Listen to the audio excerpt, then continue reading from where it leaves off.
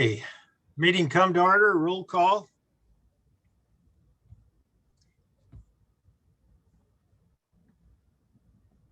You're muted. Britt, Here. Watson is absent. McCain, Here. Wertz, Here. Hyen, Here. Johnson, Here. Rust, Here. Hanfelder. Okay, There he is. have a quorum. Okay, You're muted, Chuck. we will Chuck, you hear us? You're muted. So is Julie.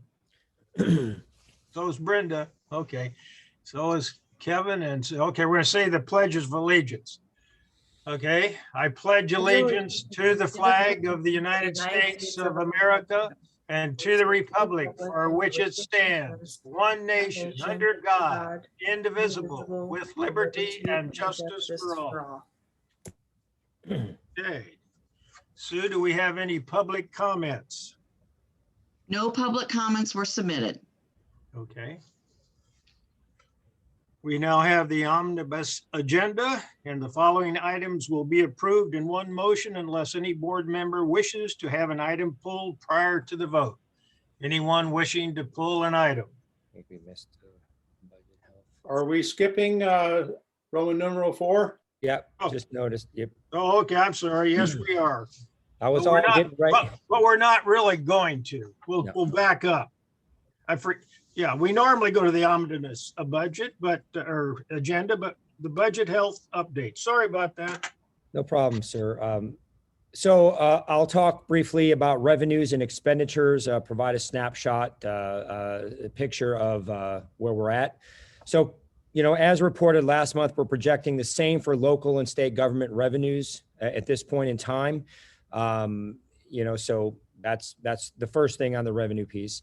The second is projecting a loss in tuition and fees as compared to the budget. But like last month, this loss, which is important to remember, is projected.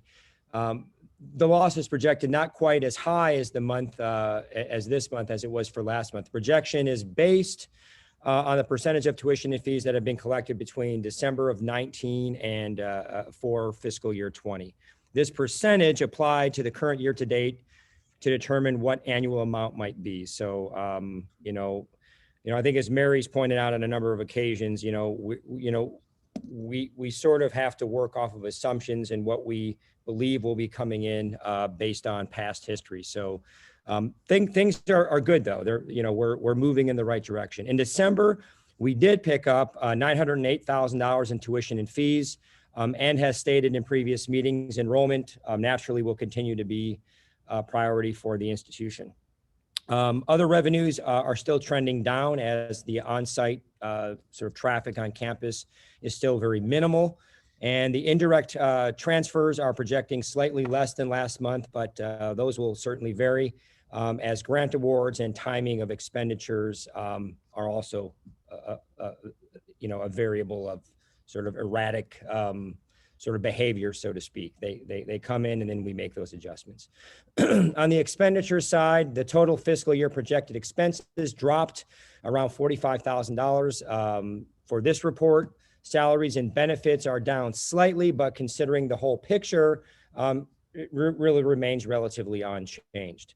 The other expense category has projected an increase this month. In this month's report, an estimate of annual write-offs was added, which should have been considered in the projections for the previous month's report. So I just want to emphasize that. The annual write-offs of student receivables come to the board in June, so those changes will not appear until the end of the year. At this time in this cycle, the bulk of the activity is collections against previous write-offs. So this activity will naturally accelerate once state tax returns are filed and those start to kind of trickle in for us. So a little bit of a snapshot on the revenue and expenditures, and I'll rest there for any questions or thoughts that you may have. Thank you. No comments from anyone? Questions? Okay, if not, we move on then to the omnibus agenda. Any Anyone wishing to pull any item before we vote?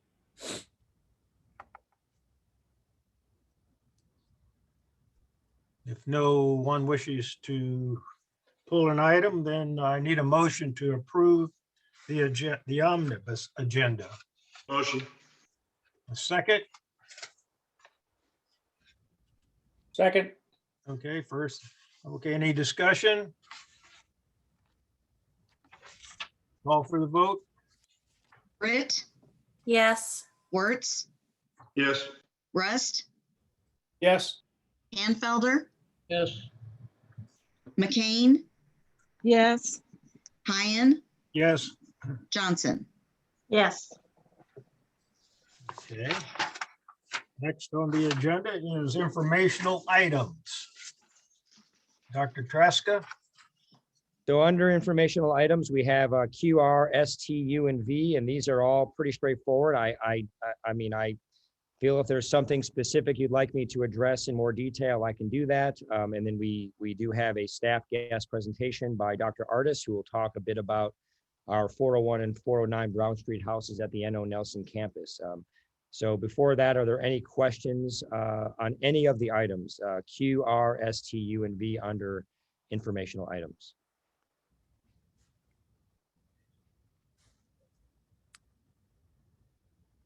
Mostly pretty straightforward. So if there aren't any questions, I'll ask Dr. Artis if you could move into your presentation regarding our Brown Street houses, please. Sure. And Dr. Traska, feel free to jump in. I know this has been a topic of conversation for quite a while and a lot of energy around these two properties, especially in the last couple of weeks or so. So the college purchased two residential structures adjacent to the Edwardsville campus. One was purchased in 2005 and the second one was purchased in 2008. And we believe at the time of the purchase, the intention was essentially to ensure that the college owned all of the property along the block to eliminate any sort of neighbor or residential issues that might abut the campus there. I will point out that one of our classroom buildings that currently houses our College for Life program is immediately adjacent to one of these structures, and that being 409 Brown Street. So to date, those houses have only been used for storage as far as we're aware, and they're in need of some improvements. And this really kind of came to light over the summer when the city of Edwardsville contacted us about receiving a complaint about the current condition of those structures. And they've asked us to basically create a plan to remedy these properties and to communicate with them on what our intentions are in terms of repairs or demolishing these structures or selling these structures. So we have evaluated the properties and determined that one of the houses, and that would be 409 Brown Street. And I know Mr. Hanfelder went out and visited those properties today. And I think if you've had a chance, he did send around some photos and you can kind of see there's a great difference between 409 and 401. So 409 is in a really bad state.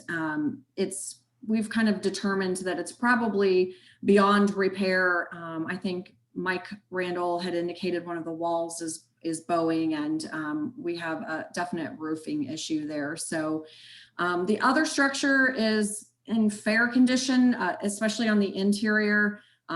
We had a estimate given to us about $40,000 to $50,000 is what would be needed to make any exterior repairs to bring that building back to its original condition.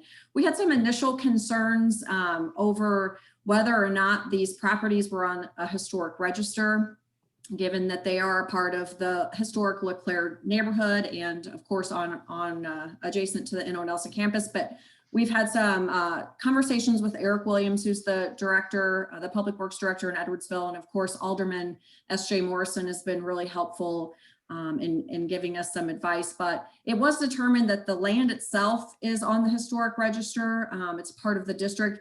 However, the structures are not on the register. They were actually built later. So they don't necessarily have any historic significance, so to speak. So we've discussed the concerns that we have with these two structures with the board's building and grounds committee. That would be Mr. Wertz and Mr. Hanfelder. And we are working with them and still kind of gathering information to try to explore all of our options and work with that committee to essentially bring forward a recommendation to the full board. We have a lot of different options to consider. We've been given some estimates about 10,000 to 12,000 per structure to demolish them.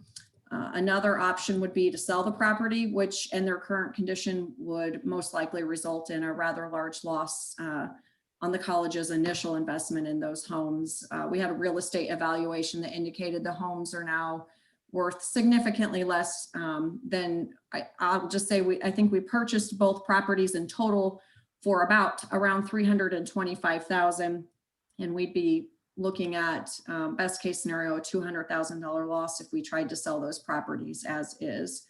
The third option is, to demolish the home that is in the worst shape now and try to preserve the second home. We've been having some internal discussions. The idea was brought forward of creating a smart home, a display home that we might be able to create some sort of intercollaborative group of faculty and staff to kind of explore that idea and brainstorm some potential funding streams that might help us support this renovation. There's quite a few grant leads that we have, and perhaps even some private contributions, depending on what we just ultimately decide to do with those properties. So we are exploring the concept of, demolishing the one home, of course, and there are some potential grant funds, of course, operation funds, and there is a private donor who's actually a neighbor, I should say, who has some interest in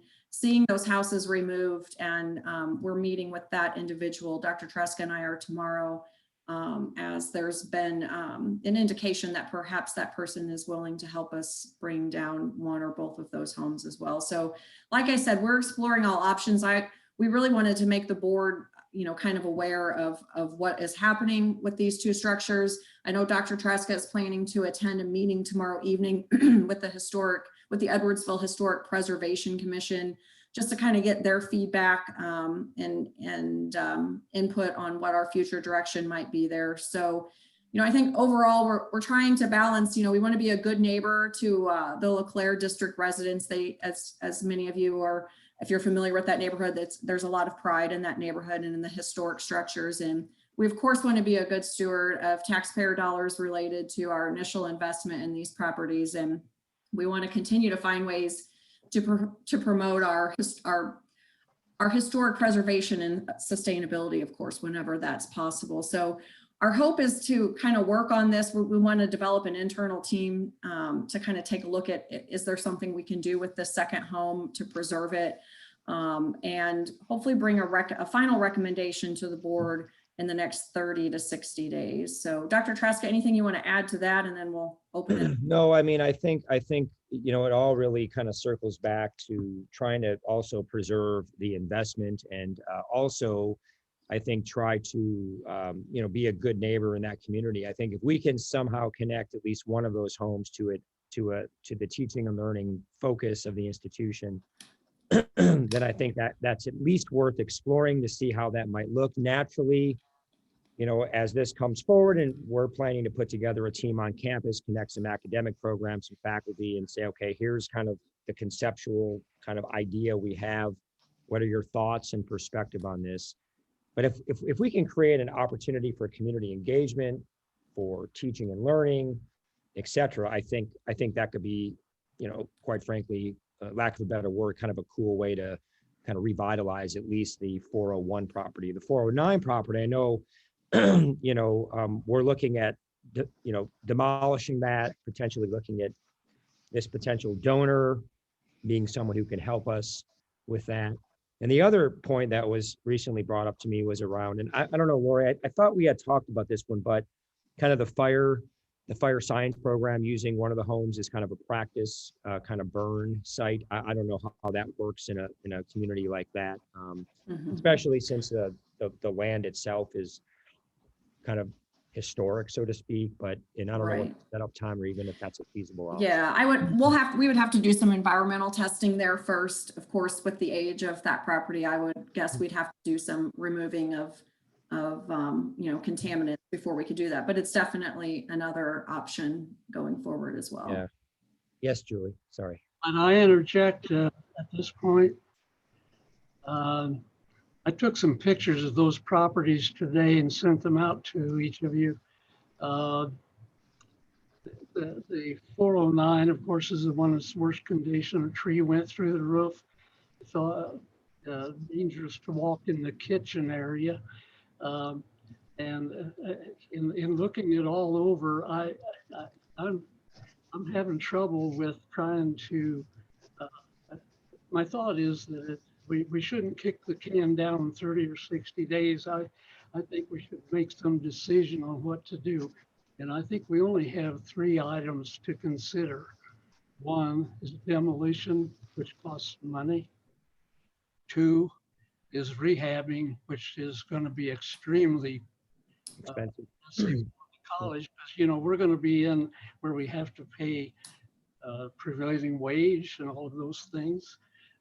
Third would be to sell them as is. Let's get the money as much as we can out of them, and let's let somebody else put them back on the tax rolls. And that is my strong opinion.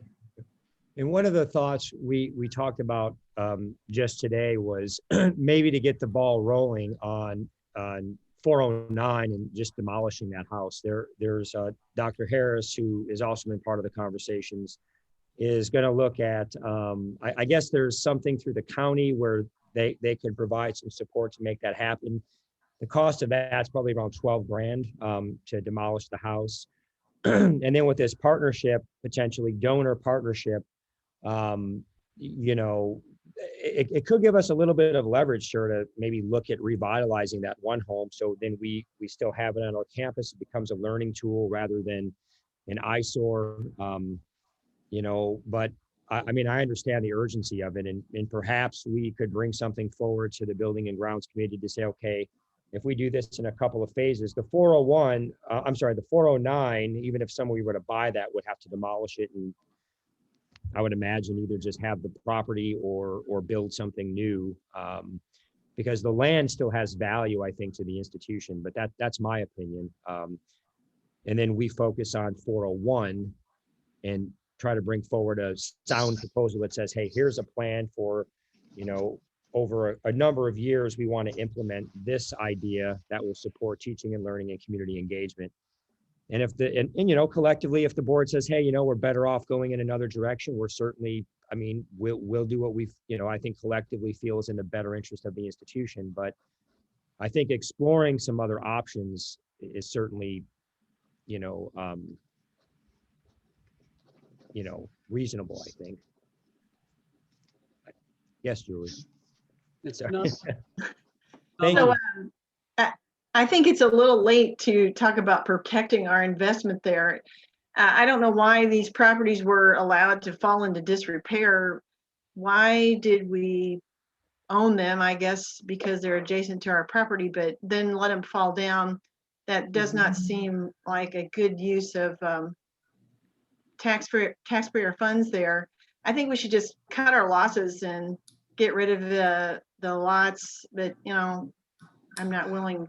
Yeah, I'm willing to just let this, be thought about and talked about a little bit, but I don't see that we need to spend any money on these kind of things. We're just going to get into a situation where we're losing focus on what we're trying to do, trying to come up with some reason to use this property. Do we really need that? Don't we have enough going on that we, do we all need to keep spending all this time and hours and eventually money on these little side issues? So I think it's just a diversion away from our core purpose. And I don't know, I'd be in favor of just cutting loose, get rid of them. And I'm also interested in why these properties were allowed to get into such disrepair. Sure, that's a really fair question, Julie. And I'll have to jump on that one. I've been in this position now for the past 5 years. And really, it wasn't until recently that these were even on my radar screen, in terms of, yes, yes, we owned these homes, but I think the last 2 years have been the worst, in terms of the disrepair that's and they unfortunately, to your point, haven't been a priority for the college. And I can't speak to, I don't know if any of our other board members were a part of the decisions when we did purchase these properties. I really don't know what the intent was when the property was purchased. I'm simply assuming that, we wanted to kind of necessarily not have neighbors on our college campus or, concerns about that. But I can't speak to that. I don't know if anyone else on the board or on leadership would have any idea, but. Also, the historic designation you said of the lot, does that help resale or hurt it? Does that limit what you can put on the lot, or does that make it more marketable? Yeah, that's a fair question. I didn't get that sense, but it's definitely something we could ask the Historic Preservation Commission tomorrow. We had a real estate agent come out and kind of just estimate what we would sell those homes for. I think, again, I think there's obviously value in maintaining those lots. If we can find a way to do it where it's not costing the college, I think, I'd love the chance to explore that. I will say the city isn't necessarily pushing us to make a decision quickly. They know that we're working on this and that it's, something that is going to take a little bit of time. So, with that, I think we have a little bit of time to explore some funding options that, if we want to keep that land. But we've been kicking this around for about 6 months now, and it just doesn't seem to be that tough of a resolution to me. What about the option of just demolishing both houses and holding onto the land as Why kind of? would you want to do that when it costs money? Well, we may be able to get some dollars from the county to demolish the house. We have a donor who may donate to pay for the demolition. So essentially zero or minimal cost to the college, and we still hold on to the land, which, land is land. That's. But why not first would we not try to sell them as is? If that doesn't work, then we go to plan B. Okay. And, if that's the pleasure of the board, I'm happy to frame a proposal and bring it to the board at the March meeting, and we'll see where that goes. Essentially getting authorization to explore the sale of the properties or the demolition of the properties, saying, here's the investment we will be looking at in both scenarios, and then, provide us the guidance you feel, we want to go down. It seems to me, go ahead, Chuck. I said, I'm pretty familiar with rehabbing. We've done about a dozen. And in a way, it kind of whetted my appetite when I looked at them. So, however, I'm not. Give you a good deal, Chuck. Chuck can donate his time and rehab that, huh?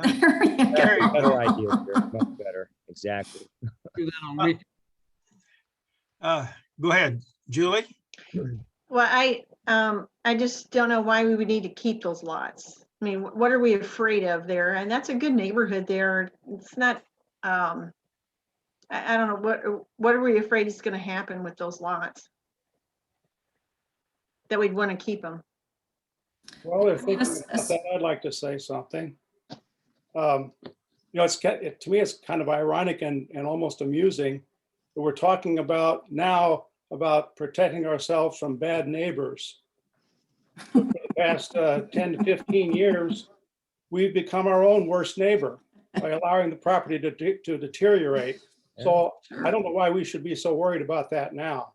I echo Chuck and Julie that it's time to make a decision and stop spending any more time and effort on the Brown Street properties. we don't have this as an action item tonight, so we would have to delay it at least a month before we could Sure. do anything. So this will give Ken and Lori time to, strengthen your presentation, and at the next meeting, present your best efforts, and You got it. then we can act on it. You got it. Is that fair enough? It sounds good. Sounds good. And consider it done. We'll see you in March with that item and we'll move from there. Thank you for the discussion. There, if you can buy a lot in Edwardsville to build on for $25,000, I'd like to know where it is. And so there could be 2 properties put back on the tax roll. And I think that's worth considering. That's being a good neighbor, I think. Okay. All right, discussion items. Family Health Clinic. And Dr. Artis and Tina will handle that one and go from there. Yeah, so sorry, you're not rid of me just yet. But it's been a while since we've provided the board with kind of an update on our family health clinic. And I know, or I think it was Kevin and David, I believe you were part of a listening session last year. So some of this might be a little bit repetitive for you, but hopefully it's informative in general. And I think the question is, why are we operating a health clinic on campus? And I realize we've got 2 urgent cares on either side of us. So just wanted to kind of give you a little bit of history and kind of give you a status of where we are. So we've always had some form of health services in the past. We've always had at least 2 RNs on staff, and they kind of serve in a rotational schedule, but essentially they were there to provide any sort of immediate care for sick students or, sick faculty. They're there to provide first aid and an emergency response. And in the past, even oversaw some of our athletic training services for the campus. So I've always had some sort of health services on campus, which I think is common for any school or district. But in 2008, the college received a HRSA grant, and that allowed us to create a nurse managed clinic. So with those grant funds, we were able to not only fund our health services, but also add a nurse practitioner who works with a collaborating physician, and we could expand our offerings. And that included being able to bill for the services that we were providing and being able to bill and accept different insurances as well. We received another grant, another HRSA grant from 2015 to 2018 that provided full funding for the clinic and allowed us to develop a collaborative practice clinic, which we were able to incorporate all of our health science students, our nursing, dental, exercise science, OTA, to be able to utilize our family clinic as a clinic site. The family health clinic currently provides a full service of offering both acute and chronic care, and it's open to our students, our campus team, and the community. And we continue each year to evaluate our offerings. I mean, obviously in the past, depending on the year, we've had full grant funding. We are currently providing all of these services and are funding this through our operations fund. So I just want to say, I'm going to turn this over to Tina to kind of talk a little bit about the day-to-day operations and some of the services that we've been able to provide. But I just want to state that we're constantly looking at our health services model, trying to evaluate how can we support our students and support our campus community, while we also look at trying to create some sort of efficiencies and savings along the way. So I'm going to let Tina talk a little bit about that. I do just want to add, we also operated a mobile health unit, as you're aware, and since the pandemic started, we have not utilized that clinic other than, as you're probably familiar, we did contract with Madison County. They were able to do some COVID testing early on with some grant funds. The mobile unit driver has retired since the quarantine started, and the unit itself is about 15 years old. So given some of the changes in our service and personnel, we are looking to bring forward to the board a recommendation, probably most likely in March. We'd like to dispose of that asset through a public auction process that we're working on defining now. I mean, it doesn't mean that we won't be able to do some of our rural outreach initiatives. We can do stand-up clinics like we've done in the past. It's just, I think, it's time to look at retiring that particular unit. It is costing us a monthly storage rate, as well, as I'm sure you'll recall when we bring all those to the board in the spring. And I just, with the change in staff, I think now would be a good time to look at that. So Tina, I'm gonna let you talk a little more about the clinic, and I'll press mute. I'd like to have a question before she starts on that. Is that part of the dental clinic also? That Yes, yeah. So in fact, our dental faculty and students have really been the ones utilizing that mobile unit. But we're going to continue to work with our underserved populations in our rural areas to try to find ways to work with the health departments to continue some of those services. It is a very valuable experience. I'm sure Dr. Serwinski can tell you for the students in those health science programs. Yeah, I've seen the van around at various locations, and for underserved areas for dental, it seems extremely important. So Yeah. not just a comment, an observation that I've made, through the years, Well, watching the van in the community. and for someone whose baby, her daughter is pictured on the side of it, it pains me to take it off the road. So that's how I can tell you it's 15 years old. So.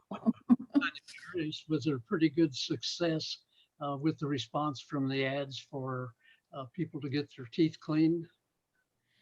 Yeah, so we'll still operate our clinic on campus too, our stationary dental clinic. And we'll continue to offer those services as well. But I can't speak to the advertisements and the effectiveness, but Sue, I see you're unmuted, so I'm guessing you want to jump in here. Sure.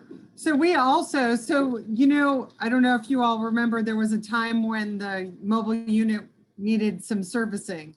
So we did buy some portable kind of chair units that we could take out to elementary schools, preschools, and other areas in the community and do the same kind of outreach. So it's not zero. It's just gonna, if we want to do it, it'll just be in a different form. But right, our interaction with the community through the dental clinic is alive and well, and we're always screening populations and trying to get more and more patients in there. And I just want to point out too, we purchased that mobile unit with a grant fund through, I believe it was the state of Illinois, maybe it was a federal grant too, I don't recall. And at one point we had private donations that helped us offset the cost of fuel and some other things. So it is, we no longer have those things. I just want to point that out. It definitely has eaten into the expense side of that operation. So, all right, Tina, sorry. Yep, that's okay. I'll probably go over some of the things that Lori touched on, but I just wanted to make sure you guys were fully aware of everything that the Family Health Clinic is doing for the campus and our community. The Family Health Clinic provides medical service on site for all emergencies that take place on the Godfrey campus. As Lori said, we're a full service clinic offering both acute and chronic care for the wellness of our students, Yes. faculty, staff, and Okay. our community members. The Family Health Clinic performs all drug screens for all employment and class requirements for all of our students. The clinic also is a 4th semester nursing student site where the students will come in, they will follow our nurse practitioner and our nurses, and they get some clinical experience. Before COVID, our nursing students were able to see 516 patients within our clinic. Most recently, the clinic started to perform some COVID testing for our athletes, along with our dental assisting program. We performed so far about 130 COVID tests. I'd also like to note that our campus has partnered with the Madison County Health Department to be a vaccine clinic location. Madison County is currently going to come to campus 1 day a week to provide vaccines to the community. This is expected to go through June. I'd like to note too that our nursing students are helping to provide those vaccines as well. So it's beneficial to everyone.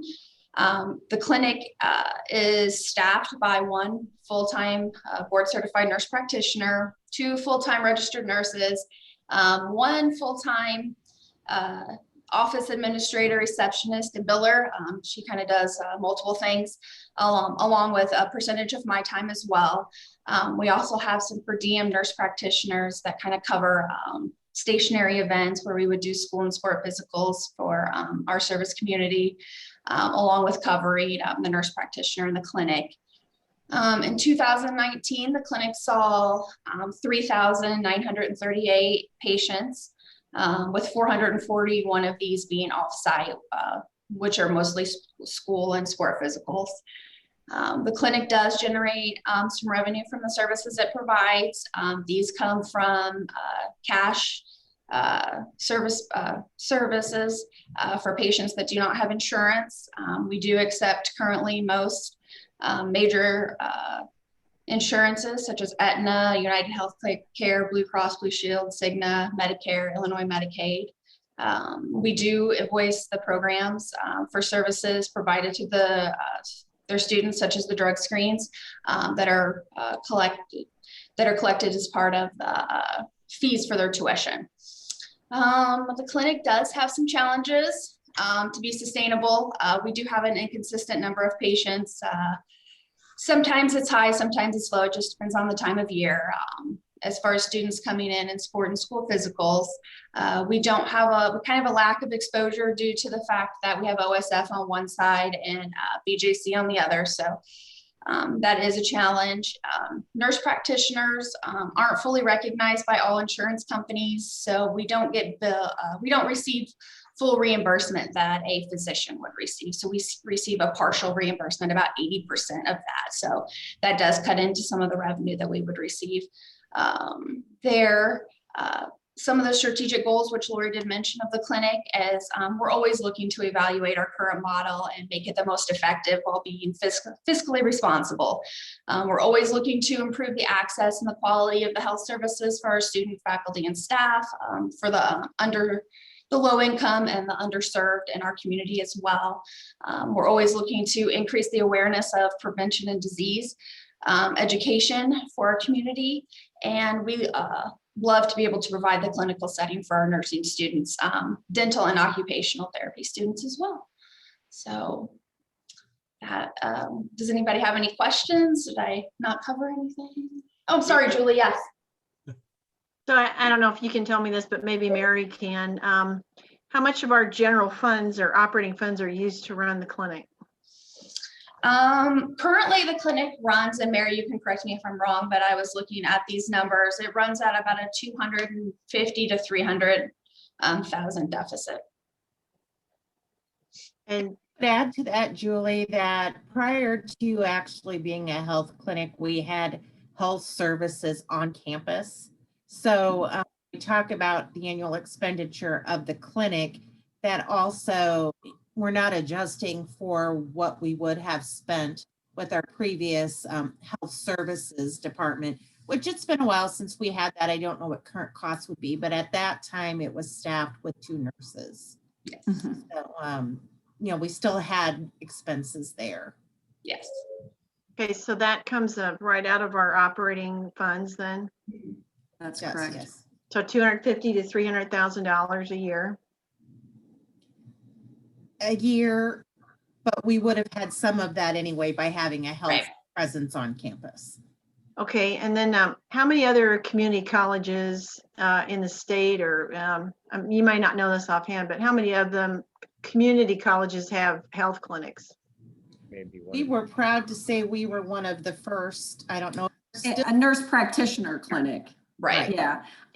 Julie, I don't know the answer to that. I mean, I think it's very common for, any university to have a health services, any college. So I would definitely seek that information out. I know from a liability standpoint, from our insurance standpoint, having trained medical staff. It's definitely helping us on those renewal sides. But I mean, we could put that out on a listserv. I don't know the answer to that. I will say for a long time, our claim to fame was, we were the only nurse practitioner clinic, the longest time in the nation at a community college. So a nurse practitioner clinic would be very uncommon.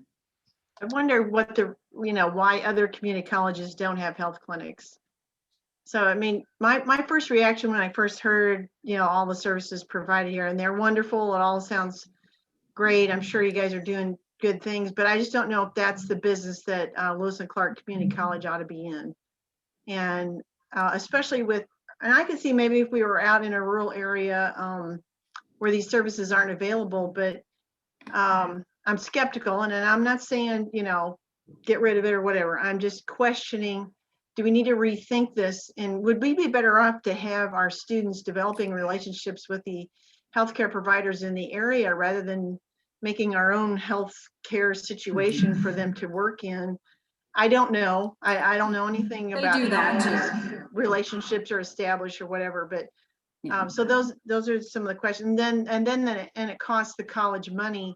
I just don't think we ought to be in the business of providing health care, that there are other things in our community around us that provide health care, and that we as a community college ought to be focusing on educating people. And so if you can come around and say, we're educating people with this, and it's not costing too much, it's not costing more than it would if, they went to the healthcare providers in the area and worked there and got their clinical experience. I don't know. Those are all the things that are going around in my mind.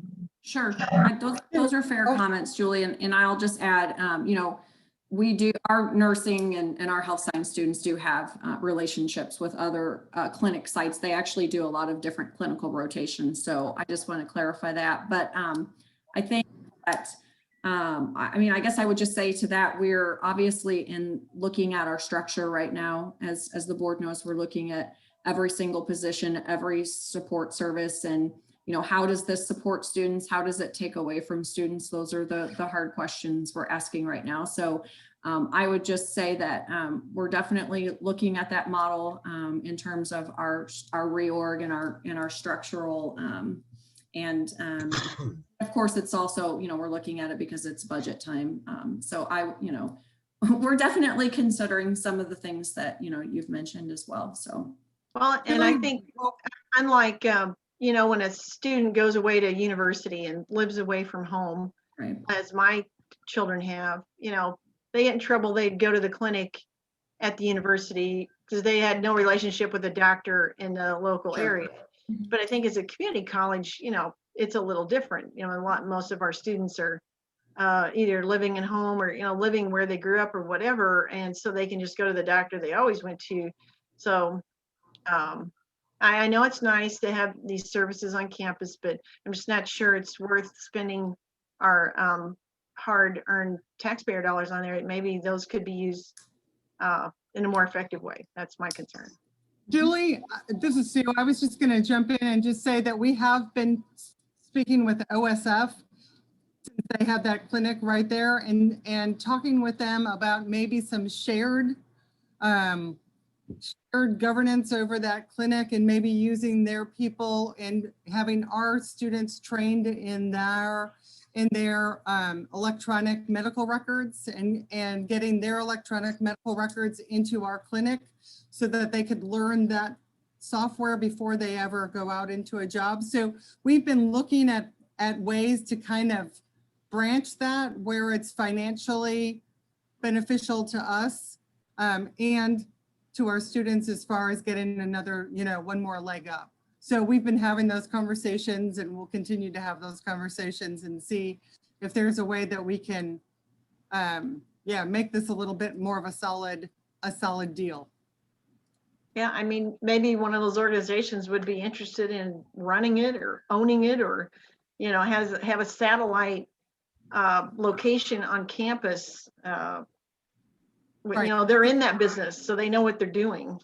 Right. That's exactly what we've been sort of, kind of just having those initial conversations about how could this, how would this look? how could we make this work a little bit better for everyone? Thank you.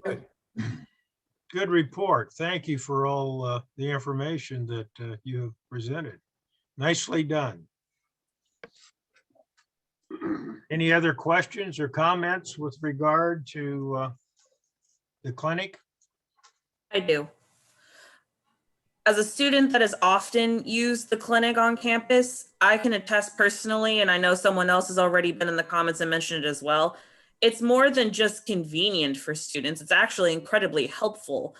I and a lot of other people my age actually don't have a primary health doctor because of how expensive healthcare is in general, even for regular checkups. So to be able to go on campus, especially if they were to implement the system, I think it was mentioned earlier, of getting vaccines out that way, would be phenomenal and is phenomenal and is absolutely worth every cent of taxpayer money. Thanks for that comment, Ashton. I think that's very important before we would do anything. We need to determine the feeling of our students and how it helps them or doesn't help them.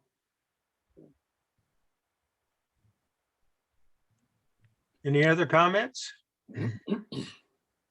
If not, we'll move on to Y, Illinois Community College recognition. And Dr. Lane will manage that one, and if you have any questions. Sure. Just good news to report. Every 5 years, the ICCB does what they call a recognition visit. It's turned into kind of a virtual visit or a desk audit, but it's the equivalent of our, it's the state level equivalent of our HLC accreditation. And I'm just happy to report that in our last recognition visit, we were given the full 5 years. However, due to the COVID pandemic, what they've done is extended our current through the end of June. And then at an upcoming board meeting, they will officially pass the 5-year recognition and we will get the full 5 years. Questions? Good. That's good. Thank you, Jill. Yeah, that's good. Good. Okay, any more questions about that? Item up Y, if not, Kevin, you have a report? Yes, I'd just like to say a few words as our representative to the Illinois Community College Trustees Association. I've also been appointed or ended up being the regional chair for the ICCTA, and the region includes us and SWIC and I got Ellen Kaskasky, I think, in Illinois Eastern. I get mixed up on exactly, there's 4 colleges in the region. But anyway, one of the things that they recommended doing, and which I did on January 20th, I actually sat in on the SWIC Board of Trustees meeting. And there was nothing really unusual about it. Their meetings are pretty much like ours. I did notice that they do have committees, just like we do. I think they have a planning and policy committee, facilities and finance committee,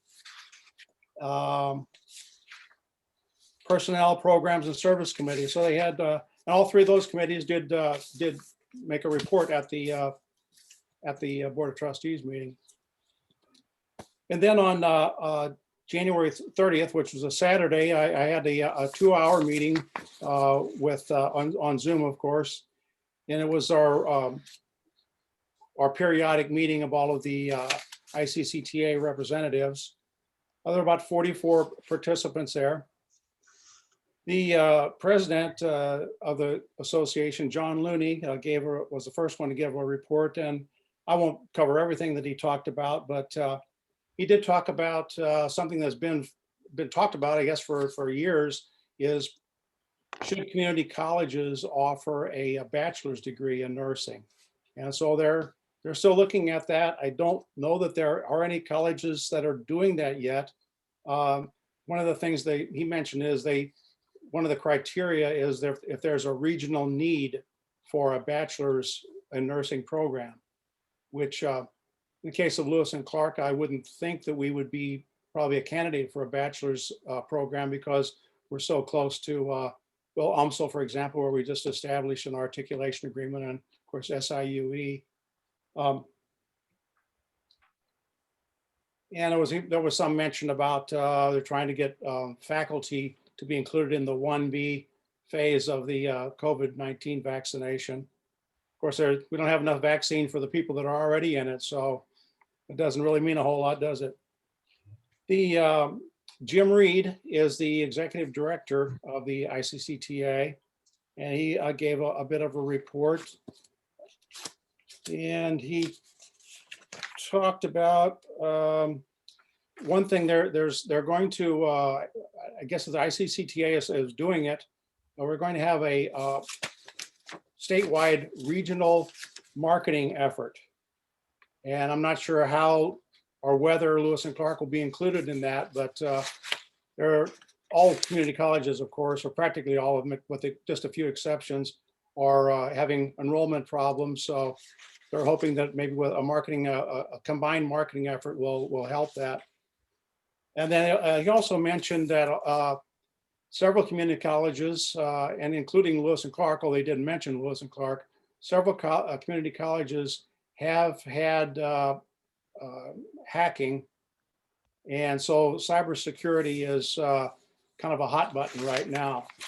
And I actually recommended that if he wanted any a different perspective on it, that we had a very good program, very good IT staff here at Lewis and Clark that could be consulted, and we have firsthand experience on cybersecurity. The final thing that I want to mention was we had a report from Jessica Narduli, who is the ICCTA's legislative representative. So her job is to monitor all of the legislative activity in that going on in Springfield, and how it impacts community colleges. A couple of things. She talked about our new Speaker of the House, Chris Welch, and she is very confident that he's going to be friendly to community colleges. He knows about us, and he knows the value of what the community colleges do. She also mentioned that Katie Stewart, I think everybody knows who Katie Stewart is. She's our representative from, I think she lives in Edwardsville or Glen Carbon. She's been a rep for a few years. I guess this is her second term, and she is now chairman of the Education Committee. So we do have a friend there. And the last thing I want to mention is they talked about the budget for higher education, and the Illinois Board of Higher Education is going to be trying to get a 2% increase in the budget. Don't know how likely that is with the budget situation of Illinois, but that's what they're going to be trying for. Does anybody have any questions? No, I think it would be wonderful to see that 2% for sure. But yeah, I would echo all of those comments. That there's a lot of activity at the state level right now. So that's for sure. I think something just came out today that was kind of a good thing. They're projecting, instead of a $5 billion or $5.5 billion budget deficit, now it's only going to be $3 billion. So I don't know if that includes the 2% for IBHE or not, but. yeah. Okay. Thank you for that, Kevin. Okay, are we ready to move on to, let's see, Jessica, I don't know who Jessica is. Hi. Yes, Am I good. allowed to make a comment or ask a question about something? I'm a faculty member. Sure. Okay, Kevin, in your report, when you were just talking about, can I ask you to repeat what the name of that meeting was that you attended? The SWIC Where meeting? you were talking about the 1B vaccination group. Oh, yeah, that was it's called just called the ICCTA representatives meeting. So all of the trustees, all of the community colleges, I should say, have or try to have a representative to the ICCTA, and I'm the representative for Lewis and Clark. Okay, so I have a follow-up question if you don't mind. Yeah, no, yeah, that's right. I really wasn't answering your question, was Oh, I? you're fine. No. So is the overall consensus from that group that higher education, obviously we don't have enough vaccines, but is the overall consensus of that group that higher education shouldn't be teachers should not be included in the 1B category? Because Well, that's I something that's been I going can't, around.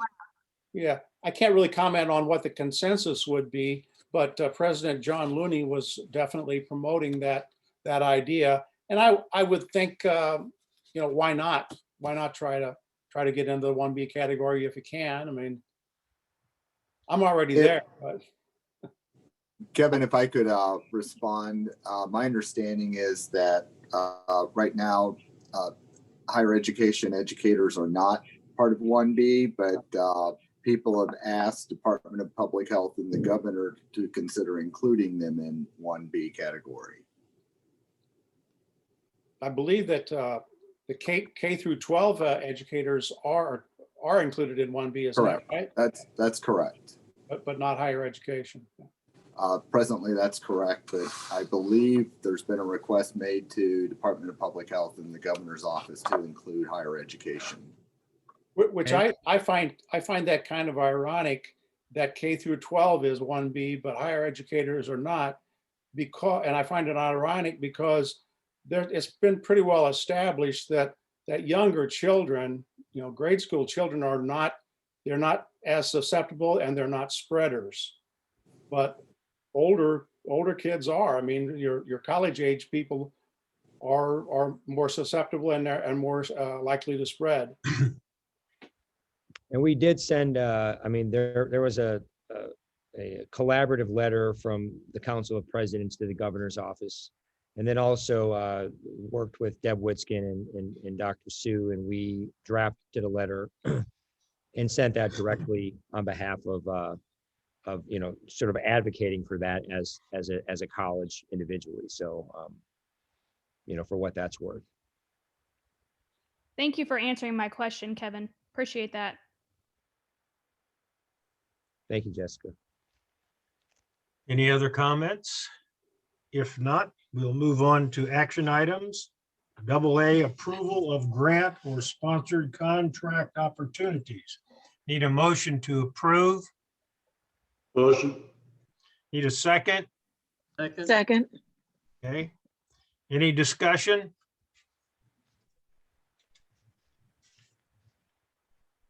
If not, call for the vote. Britt, Yes. Wertz, Yes. Hanfelder. Hanfelder, Yes. McCain, Yes. Hyen, Yes. Johnson, Yes. Rust. Yes. Okay, approved. AB, competency-based welding technology. AAS pathway. Need a motion to approve. Motion. Second. Okay, motion made and seconded. Any discussion? Okay, no problem. If no discussion on the welding on AB, call for the vote. Britt, Yes. Wertz, Yes. McCain, Yes. Hyen, Yes. Johnson, Yes. Rust, Yes. Hanfelder. Yes. Motion approved. AC, need a motion for the appointment of chief academic officer, pages 260, 261. Need a motion? I just wanted to mention that there is an amended item from the one that was originally posted online, and you all have received that. So if we want to call it the amended one, that's fine. Okay, approve the amended appointment, okay. Or contract. I guess it's a contract that was amended, wasn't it? That's correct. It just had an improper date on it. Okay. Need a motion to approve AC? Have I a make a motion. Second. Okay.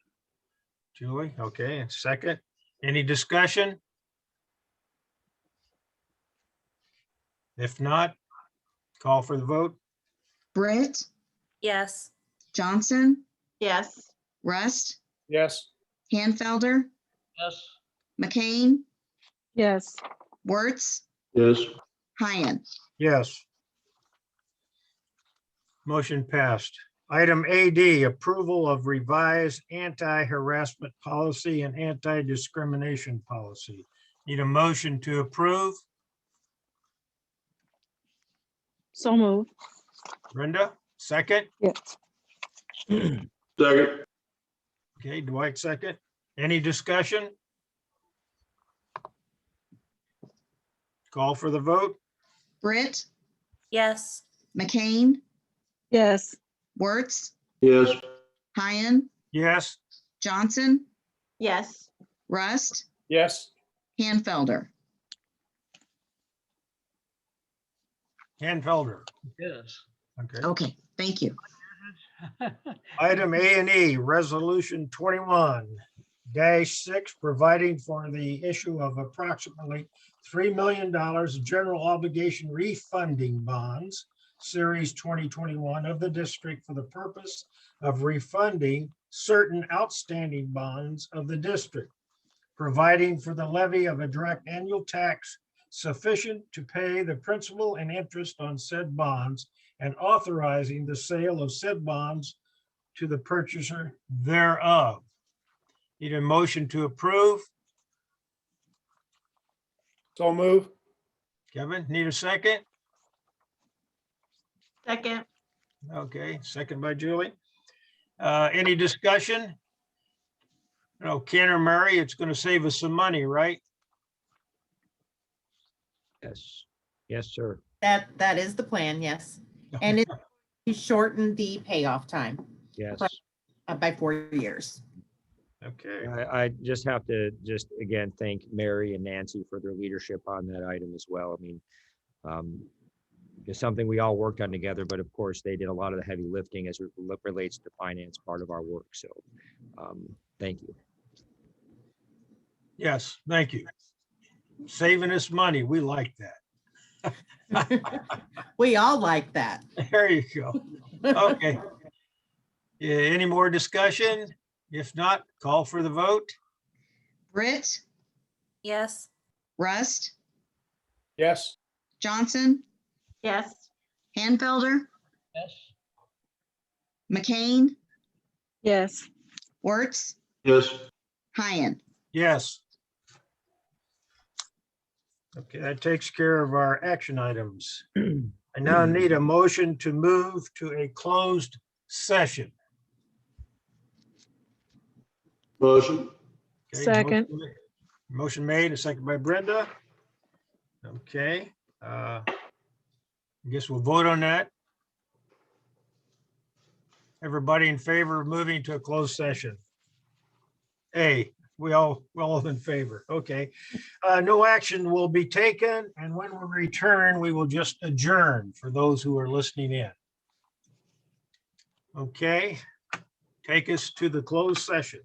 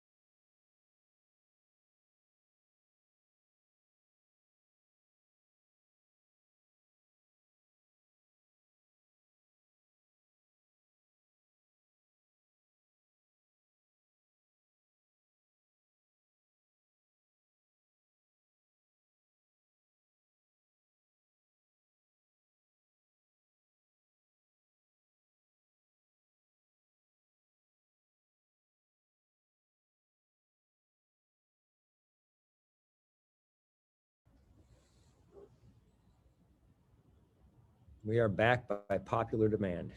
There we are. Everyone present here? Okay, we need a call the meeting to order and we need a roll call. Britt, Here. McCain, Here. Wertz, Here. Hyen, Here, Johnson, Here. Here. Rest, Hanfelder, And Felder, here.